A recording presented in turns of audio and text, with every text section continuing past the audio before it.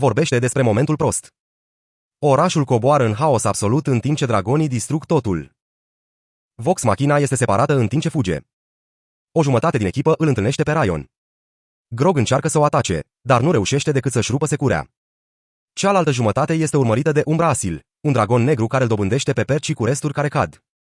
Uriașul dragon roșu, Torak, le spune cetățenilor îngroziți fie să se predea, fie să moară. Echipa se reunește la magazinul lui Gilmore, doar pentru a găsi că este distrus. Cu Gilmore rănit în ruine, el le spune să ia tot ce au nevoie. Toată lumea ia obiecte magice utile în timp ce Scandlin rămâne blocat cu ceea ce pare a fi o mătură fără valoare. Gilmore îi transportă în afara orașului la Grey Skull Keep folosind o piatră fermecată împreună cu o mulțime de refugiați. Dar dragonul alb voral îi urmărește acolo și distruge fortificația. Kait deschide frenetic un portal către cea mai albă piatră tocmai la timp pentru ca toată lumea să scape prin copacul soarelui. În cea mai albă piatră, echipa dezbate ce să facă în continuare. Scandlin este frustrat și realist deoarece crede că nu sunt suficient de puternici pentru a lupta cu 4 dragoni antici. Dar când aude copiii refugiați vorbind despre eroii care s-au luptat cu dragonul, se răzgândește. Păzitorul Yen sugerează să caute ajutor în Vasselheim, orașul sfânt. Kait deschide un alt portal și echipa trece prin ele. Între timp, Thorax îl trimite pe Umberil la Westerun, un alt oraș din Taldoree pentru a colecta aurul și a-i vâna pe cei care au scăpat. Episodul 2 începe cu portalul copacului lui Kait care se deschide în aer peste o stâncă în afara Vasselheim. Scanland avertizează pe toată lumea, dar este prea târziu. Cât ai clit, toate încep să cadă. Din fericire, Kait se transformă într-un vultur uriaș pentru a-i prinde pe unii dintre ei, în timp ce Scandlin evocă o pernă uriașă în formă de fund pentru a le sparge căderea. La Vasselheim, ei îl întâlnesc pe Higbearer Vard, care conduce sanctuarul de platină. Practic ca consiliul lui Eman, dar pentru acest oraș, desigur. Vaude confirmă atacul dragonului printr-o viziune, dar apoi refuză să ajute. Vaude spune că Vasselheim trebuie să rămână izolat dacă vrea să supraviețuiască, așa că nu se pot implica cu Vox Machina. Unul dintre demnitari le sugerează să încerce Slayer Stake, o breaslă de vânători pe angajare. Dar când au ajuns, Cheșau îi recunoaște pe Vex și Vax dintr-un afiș căutat.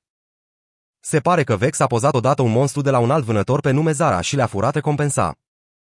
Întreaga captură îi înconjoară amenințător și tocmai când lucrurile sunt pe cale să devină violente, o voce feminină le comandă să se oprească și podeaua se prăbușește de sub Vox Machina. Între timp, Grog pleacă și se trezește într-un templu în care un bărbat în vârstă pe nume Yardbreaker Grun începe să-i lovească în fund în mod repetat. Grun întreabă de unde vine puterea lui Grog și fiecare răspuns greșit câștigă o altă bătaie. Lecția aici este că dependența lui Grog de sabia lui dovedește slăbiciunea lui, nu puterea lui. Bine. Restul grupului o întâlnește pe Osisa, un sfinț care servește drept patron. Ea strigă cu brutalitate cele mai profunde nesiguranțe ale tuturor. Vax depinde în întregime de sora lui. Vex caută cu disperare aprobarea tatălui ei, în timp ce Percy stăpânește cu autocompătimire. Piche nu are încredere în ea însăși, iar Kait fuge de responsabilitatea ei.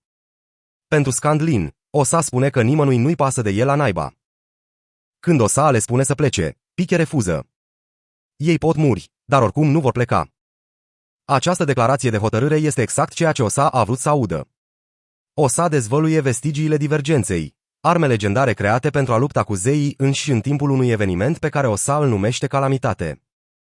Dacă reușesc să recupereze una dintre aceste arme legendare numite secția umblătorului morții într-un mormânt de lângă un lac, partenerul sau partenerul ei Kamal Jor le va spune unde sunt restul. Episodul 3 se deschide cu Piche având o viziune din Everlicht. Este un eman care se uită la Thorak incinerând oameni. Dragonii își extind controlul peste tot Talorai și lucrurile se înrăutățesc.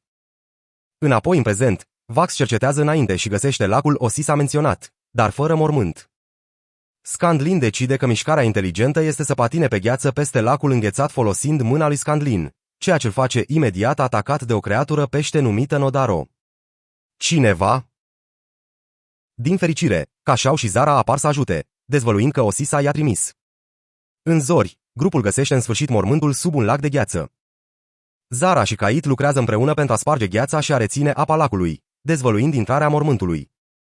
Cashau explică că mormântul aparține matronei corbilor, zeița morții și găzduiește campionul ei, Pervin Su. Campionii sunt practic muritori aleși să îndeplinească voința unui zeu pe pământ. Deci se pare că Cashau și Zara sunt acolo pentru a ajuta. Adevărul este că plănuiesc în secret să o lase pe Vox Machina să se ocupe de lucrurile dificile, apoi să fure ei înșiși vestajul. Mormântul este într-adevăr puternic prins în capcană și echipa este separată de mai multe ori. Când unii îi țin ambuscadă, Grog se răstește. Pur și simplu trece în modul berserker complet, măcelând aceste creaturi de pește și tot timpul îi șoptește sabia. Piche observă că setea de sânge a lui Grog pare excesivă chiar și pentru el. Grog a primit acea sabie când l-a învins pe Silas și, în mod clar, a devenit o problemă. Între timp, Cashau și Sara abandonează petrecerea și merg înainte. Dar Vox Machina ajunge mai întâi în camera centrală, unde Vax investigează o groapă în care Percy găsește un comutator ascuns care ridică un sarcofag masiv. Înăuntru se află corpul lui Pervin, purtând secția Death Walker. Percy ajunge în sarcofag, dar declanșează o capcană. O explozie de energie întunecată o lovește pe Vex, ucigând-o pe loc. Vax cade în genunchi, legănând corpul neînsăflețit al surorii sale, iar episodul se termină în acel moment devastator. În episodul 4, deschidem cu un flashback în care tânărul Vax îl salvează pe Vex de bandiți. Se ascund într-un vagon în care se află un urs pe moarte și puiul său. Vax își pune capăt suferinței în timp ce Vex ia puiul. Bună, poveste despre originea bibeloiului. Înapoi în prezent, Vox Machina înconjoară cadavrul lui Vex, Cashau și Zara ies din pasajul lor secret. Inițial enervat că partidul i-a bătut până la vestă. Apoi, îngrozită să-l vadă pe Vex moartă, Cashau încearcă să-l reînvie pe Vex, creând o bulă de aur în jurul ei, dar nu se întâmplă nimic. Ei sunt matrona templului lui Raven, iar puterea ei divină asupra morții blochează harta învierii. Dintr-o dată, Vex vede o femeie misterioasă în negru. Aparent, aceasta este însă și matrona lui Ravens și se întâmplă să fie vizibilă doar pentru el. Ea se întinde spre Vex, spulberând bula de înviere. O legătură de aur îi leagă pe gemeni, iar Vax urmărește plecarea spiritului surorii sale, așa că, în mod natural, face o ofertă. Ia-mă în schimb, corb. Matrona face o pauză, îl consideră o clipă, apoi taie firul dintre gemeni cu un singur deget. Vex apoi răsuflă din nou la viață. Când o întreabă cum trăiește, toată lumea se îndreaptă către Vax, care poartă acum paza umblătorului morții. Matroana și-a acceptat târgul. În timp ce pleacă, Vax studiază o pictură murală a calamității și este atras într-o viziune a războiului zeilor. El vede un sfinț masiv, partenerul Osisei, și Pervin Su, fostul campion al matronei, înainte de a fi retras rapid în realitate. Apropo de realitate, Zara încă nu a terminat cu furtul ei. Ea eliberează o creatură masivă cu tentacule dintr-un medalion pentru a ataca petrecerea și a fura vestajul. Creatura este de fapt destul de copăleșită și începe să-i prindă pe toți în piatră, inclusiv pe Zara însăși. A fost iadul să te captureze și eu sunt. Da. Vorbește despre gust din propriul tău medicament. În acest moment, au mai rămas doar Casha și Vax. Dar în timpul haosului, Vax este atras într-o altă viziune. De data aceasta, Vax se luptă cu Perven și este bătut complet. Dar când își acceptă soarta și stă calm, sabia lui Pervin trece inofensiv prin el. Fostul campion îngenunchează, recunoscându-le pe Vax drept noul campion al reginei corbului. Atunci Vax se trezește și ceva este diferit. Se mișcă mai repede decât a făcut-o până acum. Iar creatura dezlănțuită de Zara nu are nicio șansă. Cash, pe de altă parte, îi eliberează pe ceilalți cu puterile sale, în timp ce Vax sfâșie acea creatură cu viteză supranaturală. Mai târziu, Percy încearcă să-și ceară scuze pentru că l-a ucis pe Vex acolo, dar Vax are un răspuns diferit în minte. Nu știu ce aș fi făcut altfel. Corect. Cât despre Zara, ea își cere în cele din urmă scuze, spunând că nu ar putea risca ca vestajul să cadă în mâinile greșite. Ca ofrandă de pace, ea îi dă lui Vex medalionul, care poate stoca creaturi într-o dimensiune de buzunar. Episodul se încheie cu Anna Rippy spionându-i printr-o sferă zgomotătoare, urmărind din exterior ruinele în flăcări ale Westerun.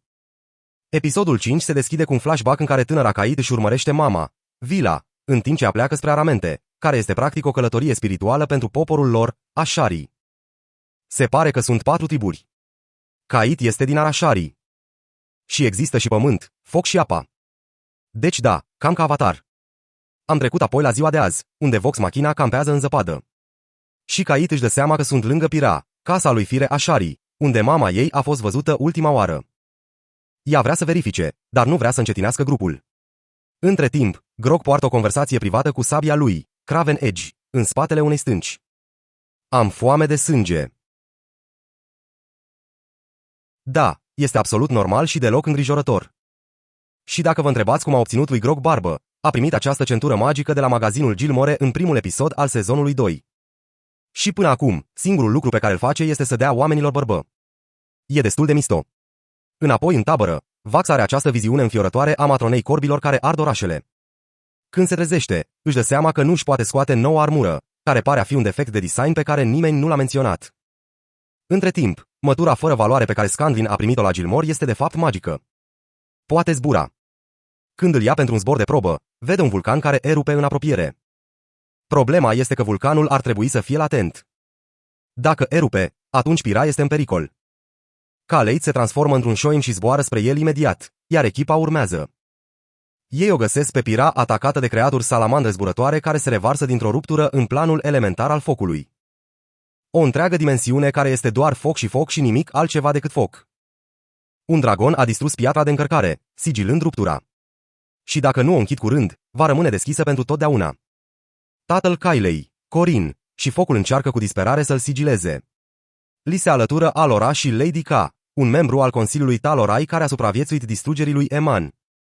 Allah explică că cu ani în urmă s-au luptat cu dragonul Torak și l-au prins în avionul de foc, implementând acest lucru numit ancoră sufletească în pieptul lui. Faptul că a scăpat înseamnă că ruptura dintre lumea lor și avionul de foc este larg deschisă. La ruptură, nici măcar puterea combinată a lui Corin, Alra, Piche și Kait nu este suficientă.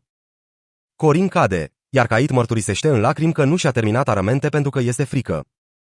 Amintindu-și cuvintele mamei ei, ea pătrunde în avionul de foc însuși, transformându-se într-un elemental de foc masiv care distruge creaturile și explodează ruptura. Da. Fii sigur, totuși, Kaleif este perfect pentru că ceea ce tocmai a făcut a fost procesul de foc. Mai trebuie să treacă pământ și apă. Așa că rămâneți pe fază pentru asta. În episodul 6, Grog are un coșmar în care Craven Edge îl face să măceleze toată Vox Machina. Se trezește când Sabia cere mai mult și Pique îl observă că vorbește cu ea. Ea încearcă să discute despre preocupările ei cu Scandlin, dar el o aruncă în aer. Petrecerea călătorește printr-o pădure înzăpezită spre Rimcleft, casa partenerului lui Oiza, Camal-Jnori. Ei găsesc stâlpi ciopliți cu ruine antice care avertizează: căutători sau proști, fugiți de acest pământ, căci pericolele vin din paradis. Vex cercetează pe mătura ei și descoperă o intrare în peștera ascunsă printr-o iluzie. Înăuntru, îl întâlnesc pe Sfințul, Kamalji, care atacă până când Vex menționează numele Osisei. Camal-Jnori nu a auzit de partenerul său de secole. Pentru a-și dovedi valoarea, el oferă 3 provocări. Cuceriți 70 de morți, supraviețuiți labirintului nesfârșit al mizeriei sau răniți-le, ceva ce nu s-a întâmplat niciodată de eoni. Ei aleg a 3-a variantă. Mult succes, cred. Între timp, sabia lui Grog încă mai vrea sânge. Craven Edge îl amenință pe Grog, spunând că dacă nu este hrănit, se va hrăni singur. Și apoi o fiește brațul lui Grog pentru a dovedi. Da. Sincer, Grog, aș arunca acea sabie chiar acum dacă aș fi în locul tău. Înapoi la provocare. Unul câte unul, toată lumea încearcă și nu reușește să-l rănească pe Kamalji. De fapt, toți ajung să fie aruncați în gol. Ai. Pentru Scanland, însă, lucrurile merg puțin diferit. La început, Kamalji îl bagiocorește pe Scanland, spunând că nu este altceva decât glume fără substanță reală. Apoi, Scanland cere un moment de sinceritate și își cântă melodia emoționantă despre dragostea și singurătatea lui Osa fără Kamalji. Da. Performanța lui Scan a fost suficientă pentru a face o lacrimă să se rostogolească pe obrazul bătrânului Sfinț. Scanland tocmai și-a rănit inima. Restul echipei se trezește în sfârșit și găsește pe Scandlin și Camal-Jnori vibrând. Sfințul îl numește pe Scanland cel mai înțelept pe care l-a întâlnit vreodată și îl prezintă pe Vestage Metarver. Apoi Scanland vede o viziune a locului în care se află următoarea vestă. Dar de nicăieri, caverna se prăbușește în timp ce umbreții îl atacă. După ce au fost informați despre vestă, Kamalji și Vox Machina se luptă cu disperare, dar umbreții îi învinge, smulgându-i pe Scandlin și Meigrecth Carver. Kamalji reușește să salveze Scanland, dar moare din cauza rănilor sale. În timpul haosului, Grog îl înjunghe accidental pe Piche în timp ce îl ține pe umbil. Sheesh! Pe măsură ce Kait deschide un portal pentru a scăpa, grupul este separat pe dimensiuni. Toți ceilalți aterizează într-o dimensiune diferită cunoscută sub numele de Tărâmul Fai, dar Piche, Grog și Scandlin nu se găsesc nicăieri. Episodul 7 continuă din ultima scenă din Tărâmul Fai. Această dimensiune se dovedește a fi în părți egale superbă și înfiorătoare. Ei trec printr-o pădure trezită. Este un loc special care reacționează în funcție de vibrația ta.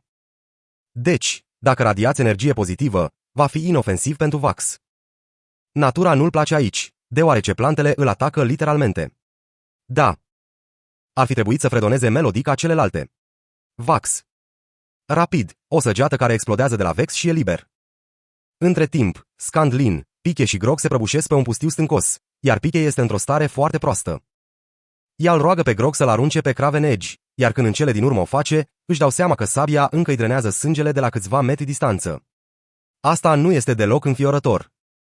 Când îi spun lui Grog că lama este rea, el se pune la apărare, spunând că îl face puternic și bla bla bla bla bla. Dar Craven Edge șoptește că sunt doar geloși, împinându-le pe Grog spre nebunie. Ridică din nou sabia, dar și amintește că l-a înjunghiat pe Piche și, în schimb, a doborât-o pe stânci. Șeș, asta e o sabie al naibii. Oricum, Grog se prăbușește, complet drenat. Mușchii i s-au ofilit și puterea i-a dispărut. Din fericire, totuși, sunt aproape de Tal 2. Înapoi în dărâmul Fai, Vex prinde o creatură care îi urmărește. Spune că este Garmali și a desenat imagini stupide cu ei în cartea sa. Ce primă impresie fermecătoare! Garmali se oferă să ghideze echipa, dar ei sunt sceptici. Adică, aș fi și eu sceptic. Pe măsură ce merg mai departe, lucrurile se intensifică atunci când unele creaturi care arată ca meduze îl atacă pe Vex. Ei se contopesc într-un monstru uriaș de jeleu, lovindu-i pe Vex și Kaid cu sporii săi și trimițându-i într-o călătorie halucinogică sălbatică. Fată!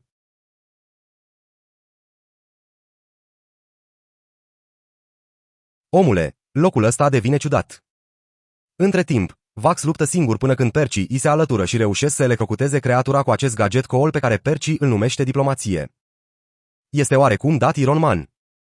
Pe măsură ce își revin, Garmali îi convinge în cele din urmă să-i accepte ajutorul, conducându-i la o trecere cu vederea unui oraș care a apărut în mod misterios în tărâmul Fai. Este un oraș numit Singorn, iar Vax și Vex locuiau odată aici cu tatăl lor. Episodul 8 începe cu o petrecere care se strecoară în Singorn și se eschivează de paznici, dar nu pentru mult timp, pentru că în cele din urmă sunt prinși. Vex le spune că sunt aici să o vadă pe Salor Vasar, tatăl lor. Sunt duși acasă la Salor, dar înainte de sosirea lui Salor, o întâlnesc pe Devana Vasar, soția lui și pe tânăra lor soră vitregă, Valora. Chiar atunci, Salor intră. Tatăl tău va fi încântat să te vadă. Poate că aș fi fost dacă mai fi anunțat că ne-ai fi onorat cu prezența ta. Da, această reuniune va fi incomodă. În Taldor Rai, Piche și Scandan îl trag pe Grog ofilit într-o căsuță confortabilă în care locuiește străbunicul lui Piche, Willilhan Trickfoot. Este îngrozit de starea lui Grog și îi grăbește înăuntru să ajute. La cabana lui Willilhan, soluția la corupția lui Grog este o pastilă foarte mare care, sincer, nu trece prin gură. Trebuie să treacă prin celălalt capăt, iar Scanlan se oferă voluntar să se ocupe de inserție. Sunt lucrurile pe care le facem pentru prietenie. Înapoi în Singorn, Sildor explică că orașul a fost transportat pe tărâmul Fai când Iman a căzut. Percy le spune că ei caută arcul lui Fentro, o altă veste aflată într-un loc numit Shadem în afara Singorn. Echipajul părăsește Singorn și continuă spre Shadem întunecat, unde Kaid simte o tristețe profundă.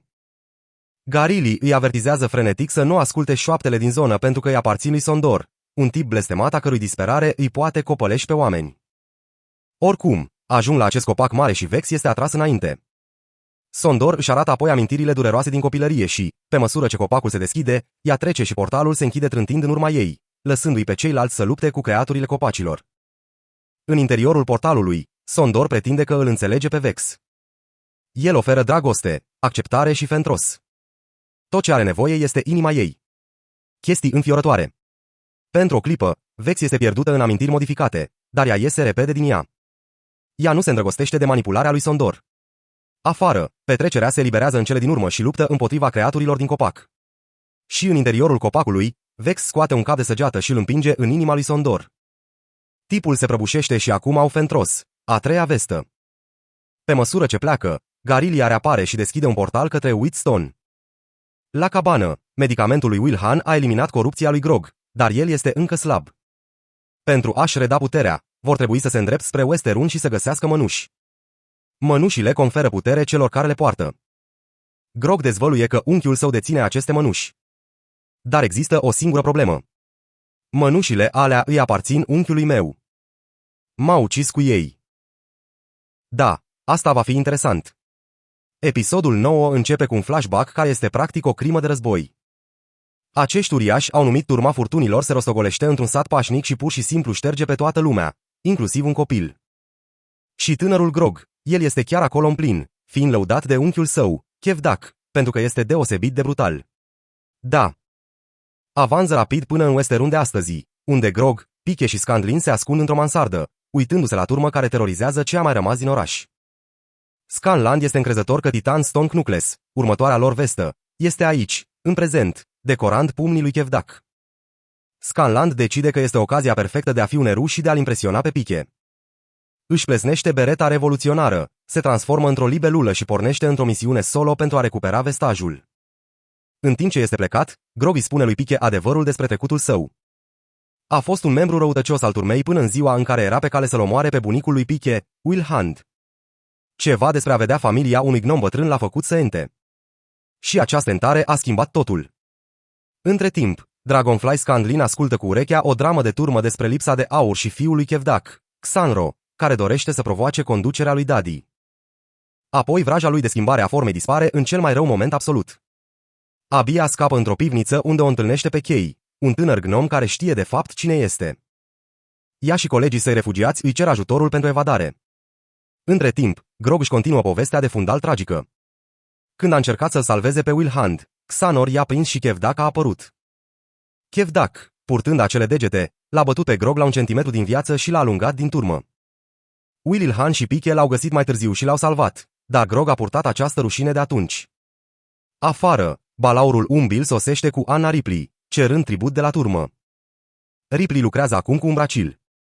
Când Xanor vede acest aranjament, el se confruntă cu Kevdak despre faptul că turma este redusă la slujitorii dragonului, iar Kevdak nu a luat asta cu ușurință cu fiul său. Kevdak răspunde demolându-le absolut pe Xanro cu degetele astea. Pike și Grog se reunesc cu Scandlin pentru a-i ajuta pe refugiați să evadeze, dar apoi oamenii din oraș îl văd pe Grog și trec imediat îngroziți. Se uită la el și văd doar un membru violent al turmei, iar asta îl lovește puternic pe Grog. Își dă seama că nu poate continua să fugă de cine a fost. Cineva trebuie să oprească turma și va fi el. Episodul se termină cu Kevdak trăgând un Xanor înlănțuit, provocând pe oricine crede că poate conduce mai bine. Și din mulțime, Grog își strigă numele. În episodul 10, deschidem cu Kait, Vax, Vex și Perci pășind printr-un portal pe un deal pustiu. Se dovedește că întreg orașul este ascuns sub o vrajă de deghizare, pe care Vex o descoperă atunci când mâna lui trece literalmente prin magia invincibilă. La castel, ei află că vacanța lor de 3 zile la Firealm a fost de fapt 3 săptămâni în Alexandria. Dilatarea timpului este sălbatică. Oameni buni. Alra aruncă o vrajă de urmărire și descoperă că Grog, Pike și Scandan sunt în viață în Westerun, exact când Grog face un pas înainte pentru a provoca pe Kevdak. Apropo de asta, marele moment al lui Grog nu merge grozav. El îl provoacă pe unchiul său la o singură luptă pentru a restabili onoarea turmei, dar el este încă slăbit de blestemul lui Craven Edge și este demolat absolut. Pike se grăbește să ajute, este zărit împreună cu Scandlin și Kei, iar turma îi atacă și pe ei. Kevdak îl trage în țeapă pe Grog pe o țeapă. Dar când Kevdak îl amenință pe Pike, ceva declanșează. Grog își amintește de Yardbreaker Grun, întrebând de unde îi vine puterea. El atinge acel răspuns și se înfurie, făcându-și mușchii să revină la dimensiunea lor normală. Este mai degrabă așa. Kevdak activează degetele de piatră ale titanului și crește până la aproximativ de 2 ori dimensiunea lui, mergând să-l bată pe Grog într-o grămadă abia conștientă de regrete sângeroase. Când Kevdak cere să știe ce l-a făcut să creadă că ar putea câștiga, Grog gâfâie: prieteni. În timp ce observă restul lui va machina pe acoperișuri, turma râde, dar în timp ce Kevdak se apropie de lovitura ucigașă, Grog reușește să scape de o linie legendară. Vox Machina.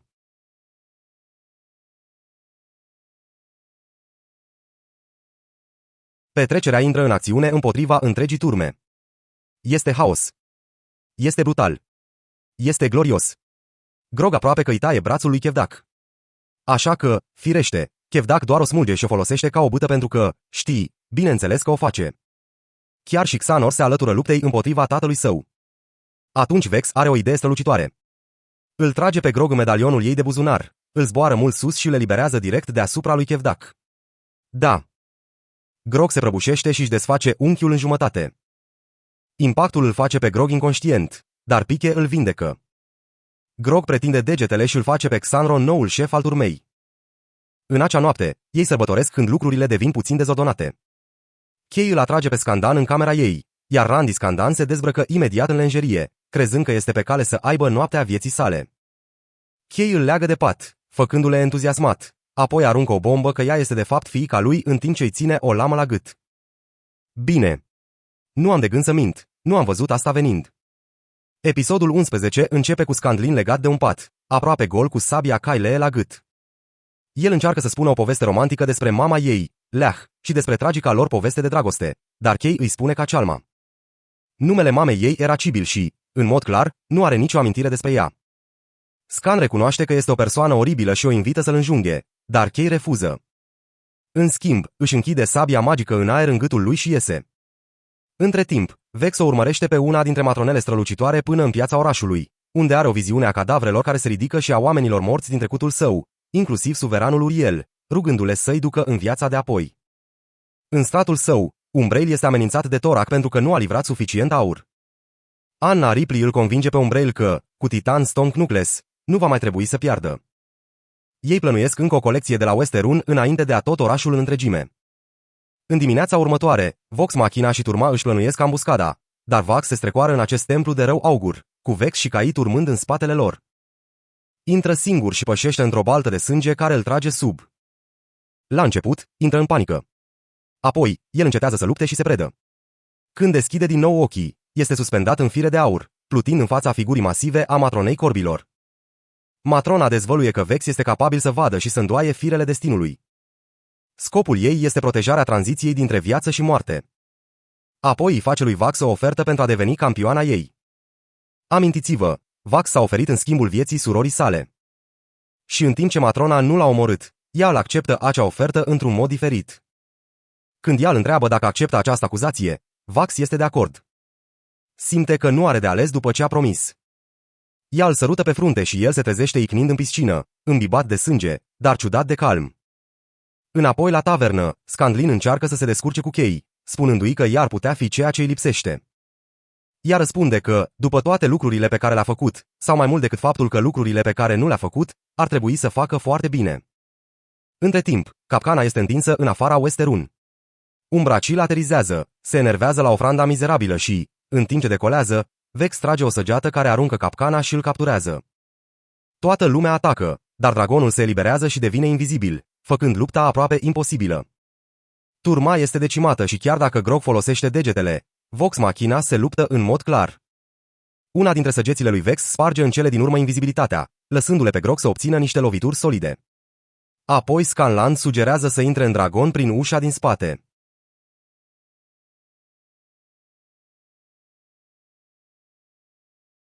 Vax și Scandan zboară până la capătul din spate al lui Umbrecil, desfășoară sabia imobilă a lui Kyle în stomacul lui, iar dragonul se țeapă cu fiecare mișcare.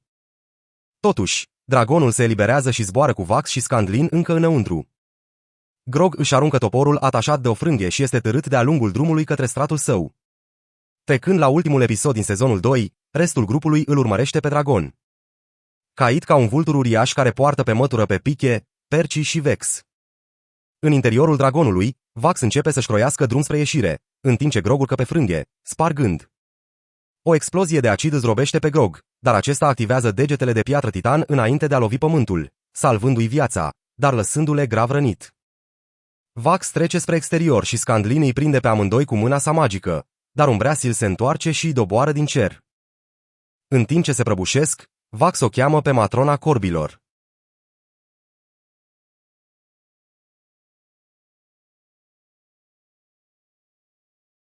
Arată atât de bine.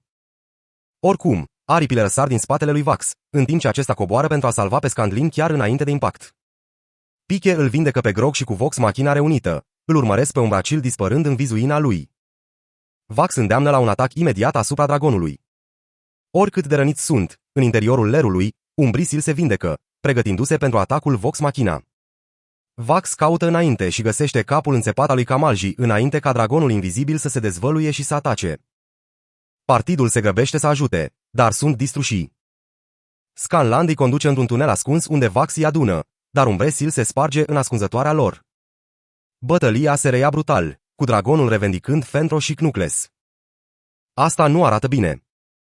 În timp ce Umbreso se bucură de cele 3 vestigii pe care i le-au livrat, Scandlin se furișează din spate, Își vede MYTH Carver din teaca dragonului și îl înjunghe în ochi.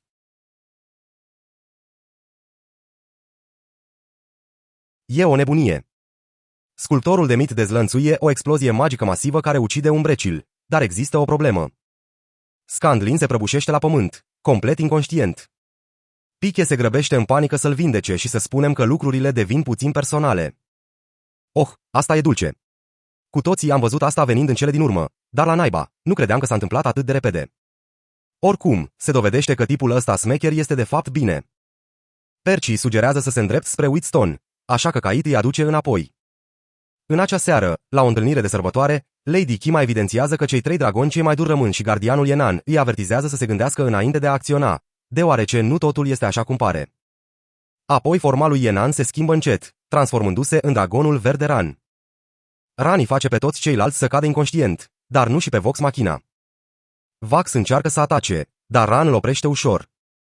Ea spune că ea este aliatul lor și, pentru a-l opri pe Torak, vor avea nevoie de ajutor pentru că ea îl urăște la fel de mult ca și ei. Între timp, în Iman, Vorgal îi spune lui Torak despre înfrângerea lui Umbrisil. Totuși, Toracul este nefasat.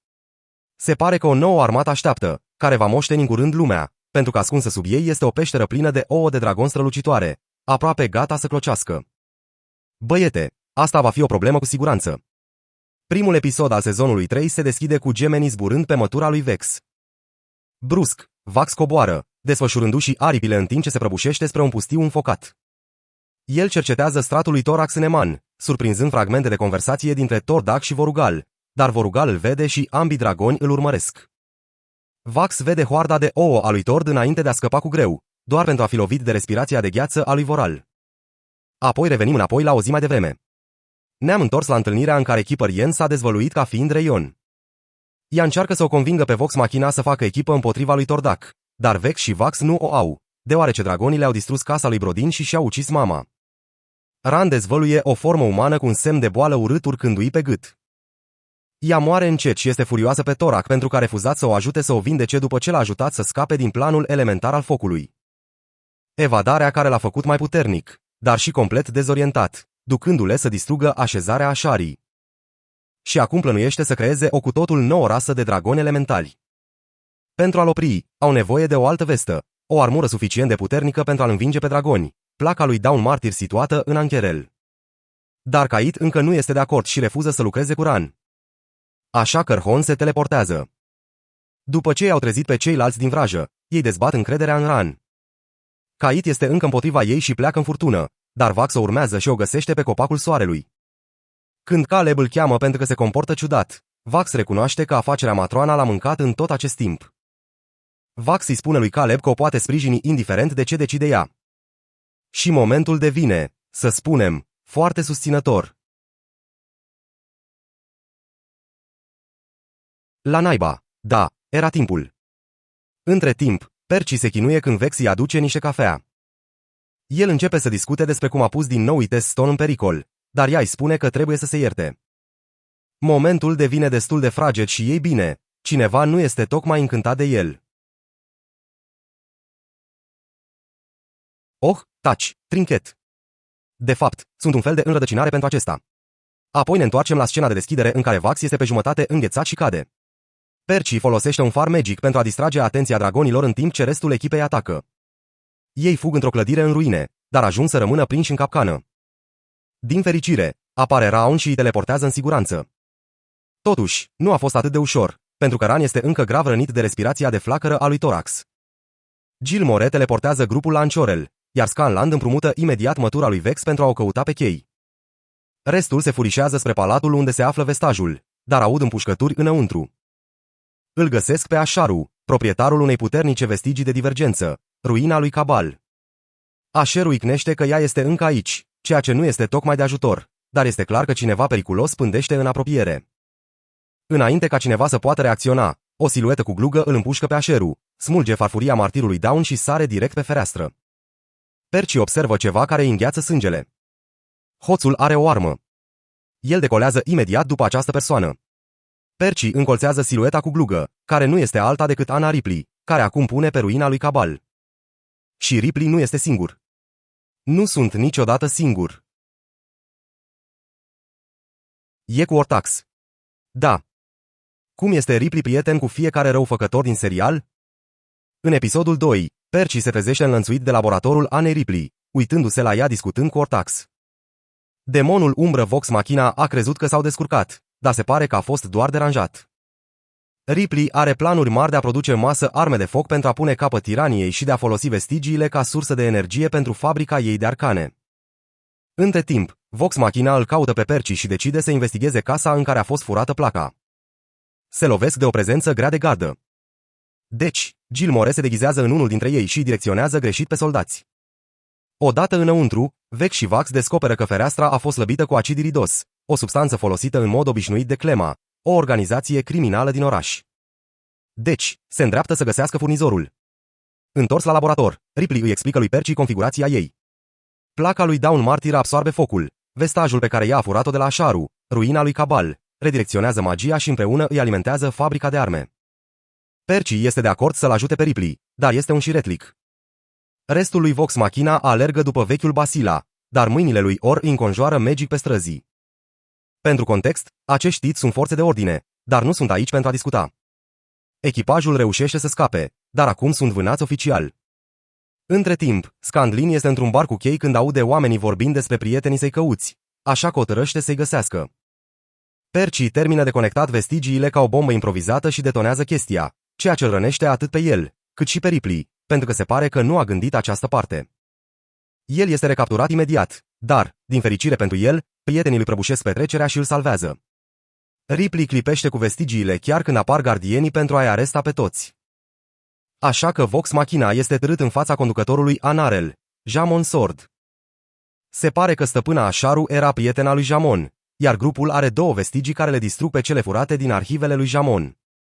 În plus, Percy are o armă care seamănă în mod suspect cu arma folosită la uciderea lui Asharu. Deci da, condamnarea la moarte pentru toată lumea. Percy decide să ia toamna pentru toată lumea. Așa că Jamon comută restul pedepsei partidului în exilare și se pregătește să-l transforme pe Percy folosind această cască aurie de rău augur, trosnind de energie.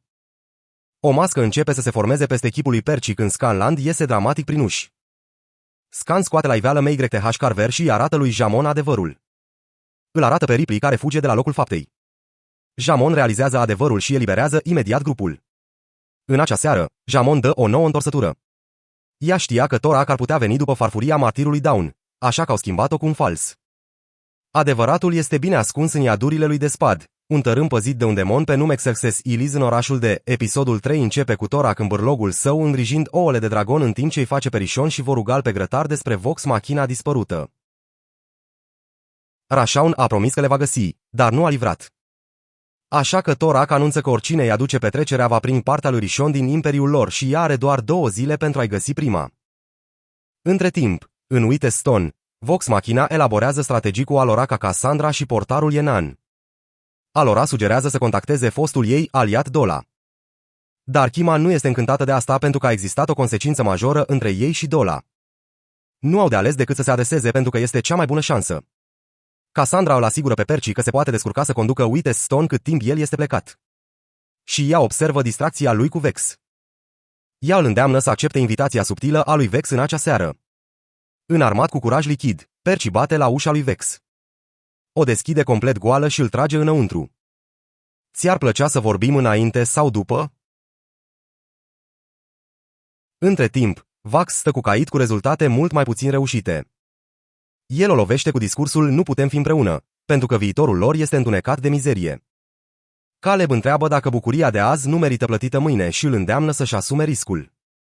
Dar când el refuză, ea îi spune să iasă dacă este prea frică să o lase să intre. În timp ce Vax se îmbufnează în fața ușii ei toată noaptea, contrastul dintre seara gemenilor nu ar putea fi mai evident. Mai târziu, în timp ce grupul se pregătește să călătorească la Ichi Draconia, apare Jared Howard, apoi se dezvăluie ca Raon deghizat, avertizându-i că Torak este suspicios și au doar 2 zile pentru a recupera farfuria martirului Dawn. Petrecerea ajunge în Draconia frigidă, unde Doula oferă folosirea porții către Despad dacă ajută împotriva conclavului. Unii trebuie să rămână în urmă pentru a redeschide poarta în exact 12 ore. Alura, Percy și Vex se oferă voluntari, în timp ce ceilalți trec prin iad. Între timp, Restul grupului se află într-o peșteră când Vex simte un dragon care se apropie de Vorugal și dragonul atacă cu cioburi de gheață. În timp ce fug, Dola îi conduce periculos de departe de poartă. Se dovedește că Dola este o persoană geloasă pe Alura și pe alcalații lui ca pentru că l-a întemnițat pe Tordac. De asemenea, ca și Alora au o chestie, iar Doa îi deranjează și asta. Ea activează un far pentru a-l chema pe Voral, sperând că dragonul îi va ucide pe ceilalți și îi va acorda puterea. Acest lucru duce la o luptă între Alura și Dola, dar nu pentru mult timp pentru că Vorugal este literalmente chiar deasupra lor. Alura face un scut ca o sanie, alunecând în josul muntelui, dar Dola se prăbușește în vârf, eliminând-o pe Ca din tobogen. Dola vorbește gunoaie despre Vorugal, spunând că ar fi trebuit să-i termine, ceea ce este o mare greșeală, pentru că acel dragon nu este aici să joace. Tipul o înghite pe Dola supărat. La naiba. Oricum, Vex trage o săgeată în flăcări care încetinește dragonul doar cât să ajungă ceilalți într-o peșteră, pe care Voral o sigilează cu gheață înainte de a-l vâna pe Ca. Înăuntru, Vex îl asigură pe Alura că Ca va fi bine. La fel și prietenilor care sunt blocați în iad. Despărțiți de zeii lor. Trebuie doar să creadă că totul